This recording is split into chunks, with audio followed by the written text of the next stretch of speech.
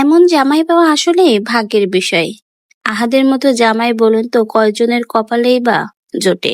আহাদ তিশার জন্য সবকিছুই করতে পারে। তিশা যদি চায় হাজারো মানুষের মধ্যে বসে তার পা চেপে দিতে পারে, তার জুতো হাতে নিয়ে হাঁটতে পারে, তার শাড়ি ঠিক করে দিতে পারে। এমনই জামাই তো প্রত্যেক মেয়েই চায়।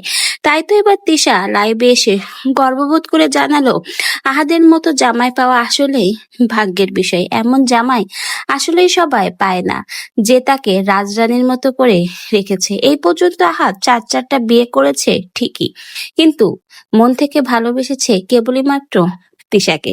তাই তো চারটা বউকে তাড়িয়ে দিয়ে তিশাকে এসে রেখে দিয়েছে। আহাদের ভালোবাসার কথা এবার লাইভে এসে বিস্তারিত এভাবেই বর্ণনা করে জানালো তিশা। তিশা আজকে আহাদকে নিয়ে অনেক বেশি খুশি। আহাদ তার জন্য সবকিছুই করতে পারেন। মানুষের মধ্যে যেও তার সকল ইচ্ছা পূরণ করতে পারে, সকল আবদার মেটাতে পারে। এরকম জামাই একজন মেয়ের চাওয়া থাকে। হয়তো তিশার ইচ্ছা আজকে পূর্ণ হয়েছে, তাই তো আহাদের সংসারে তিশাই টিকে গিয়েছে। এই পর্যন্ত আহাদ চারটা বিয়ে করলেও ভাই একটা বউ তার টেকেনি। কিন্তু হয়তো তিশার কপালে আহাদই লেখা ছিল।